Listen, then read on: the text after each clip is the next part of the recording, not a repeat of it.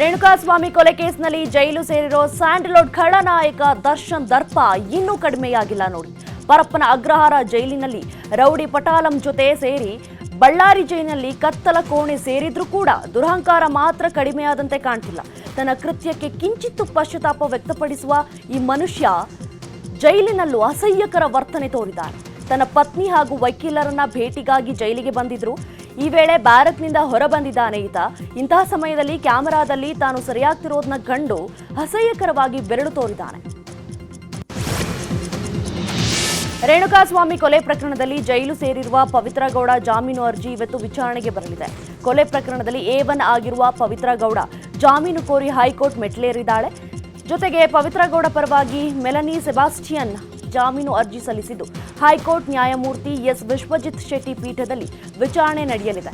ಈ ಹಿಂದೆ city civil ಕೋರ್ಟ್ನಲ್ಲಿ ಪವಿತ್ರ ಗೌಡ ಜಾಮೀನು ಅರ್ಜಿ ಸಲ್ಲಿಸಿದ್ದು ಅರ್ಜಿ ವಜಾ ಆಗಿತ್ತು. ಸೆಷನ್ಸ್ ಕೋರ್ಟ್ನಲ್ಲಿ ಅರ್ಜಿ ವಜಾ ಆದ ಬಳಿಕ ಇದೀಗ ಹೈಕೋರ್ಟ್ನಲ್ಲಿ ಪವಿತ್ರ ಗೌಡ ಜಾಮೀನು ಕೋರಿ ಅರ್ಜಿ ಸಲ್ಲಿಕೆ ಮಾಡಿದ್ದಾರೆ. ದರ್ಶನ್ ಅಂಡ್ ಗ್ಯಾಂಗ್ ಅನ್ನ ಇವತ್ತು ಕೋರ್ಟ್ ಮುಂದೆ ಹಾಜರುಪಡಿಸಲಿದ್ದಾರೆ. ನ್ಯಾಯಾಂಗ ಬಂಧನ ಅಂತ್ಯವಾದ ಹಿನ್ನೆಲೆ ನಿನ್ನೆ ಎಲ್ಲಾ ಆರೋಪಿಗಳನ್ನ 24ನೇ ACMM ನ್ಯಾಯಾಧೀಶರ ಮುಂದೆ ಹಾಜರುಪಡಿಸಿದ್ರು.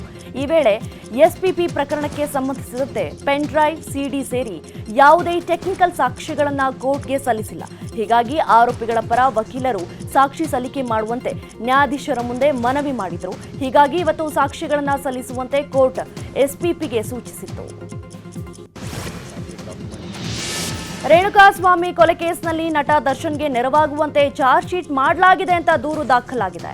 ಕಮಿಷನರ್ ದಯಾನಂದ್, DCP ಗಿರೀಶ್ ಹಾಗೂ ACP ಚಂದನ್ ವಿರುದ್ಧ ವೆಂಕಟಾಚಲಪತಿ ಎಂಬುವರು ಲೋಕಾಯುಕ್ತಕ್ಕೆ ದೂರನ್ನು ಕೊಟ್ಟಿದ್ದಾರೆ. ದರ್ಶನ್ಗೆ ಕಡಿಮೆ ಪ್ರಮಾಣದ ಶಿಕ್ಷೆ ಕೊಡಿಸುವ ರೀತಿ ಚಾರ್ಜ್ ಶೀಟ್ನಲ್ಲಿ ಉಲ್ಲೇಖ ಮಾಡಲಾಗಿದೆ. ಪೊಲೀಸರು ತನಿಖೆ ವೇಳೆ ಪ್ರಭಾವಕ್ಕೆ ಒಳಗಾಗಿದ್ದಾರೆ. ಹೀಗಾಗಿ ಅಧಿಕಾರಿಗಳ ವಿರುದ್ಧ ತನಿಖೆ ನಡೆಸುವಂತೆ ಮನವಿ ಮಾಡಿಕೊಂಡಿದ್ದಾರೆ. ರೇಣುಕಾಸ್ವಾಮಿ ಕೊಲೆ ಕೇಸ್ನಲ್ಲಿ ದರ್ಶನ್ ಜೈಲು ಸೇರಿರುವ ಬಗ್ಗೆ ನಿರ್ಮಾಪಕ K. ಮಂಜು ನ್ಯೂಸ್ 18 ಜೊತೆ ಮಾತನಾಡಿದ್ದಾರೆ. ದರ್ಶನ್ ನಮ್ಮ ಸ್ನೇಹಿತ, ನಾನು ಒಂದು ಸಿನಿಮಾ ಮಾಡಿದ್ದೀನಿ, ಅಡ್ವಾನ್ಸ್ ಕೂಡ ಇದೆ, ಕೆಲವು ಘಟನೆ ಆಗೋಗಿದೆ, ಯಾರೂ ನೋಡಿಲ್ಲ, ಎಲ್ಲವನ್ನ ಕೋರ್ಟ್ ತೀರ್ಮಾನಿಸುತ್ತೆ ಅಂತ ಹೇಳಿದ್ದಾರೆ. ದರ್ಶನ್ ಅನುಭವಿಸ್ತಿರೋದು ನೋಡಿದ್ರೆ ನೋವಾಗುತ್ತೆ, ಏನೇನೋ ಆಗಿದೆ ಟೈಮ್ನಲ್ಲಿ, ಈಗ ಅದನ್ನ ತಿದ್ದಿಕೊಂಡು ಹೋದ್ರೆ ಚೆನ್ನಾಗಿ ಅನ್ಸುತ್ತೆ ಅಂತ ಸಮರ್ಥಿಸಿಕೊಂಡಿದ್ದಾರೆ. ಕನ್ನಡಿಗರ ಮೆಚ್ಚಿನ ನಿಮ್ಮ ನ್ಯೂಸ್ 18 ಕನ್ನಡ ಈಗ ವಾಟ್ಸ್ಆಪ್ನಲ್ಲಿಯೂ ಲಭ್ಯ. ಕರ್ನಾಟಕ ಮತ್ತು ದೇಶ ವಿದೇಶದ 360 ಡಿಗ್ರಿ ಸುದ್ದಿ ವಿವರವನ್ನ ನೀವು ನಿಮ್ಮ ಕೈ ಬೆರಳುಗಳಲ್ಲಿಯೇ ಪಡೆಯೋದಿಕ್ಕೆ ಈ QR ಕೋಡ್ ಅನ್ನ ಸ್ಕ್ಯಾನ್ ಮಾಡಿ. ನಮ್ಮ ಚಾನೆಲ್ ಅನ್ನ ಫಾಲೋ ಮಾಡಿ, ನೋಟಿಫಿಕೇಶನ್ ಆನ್ ಮಾಡಿ.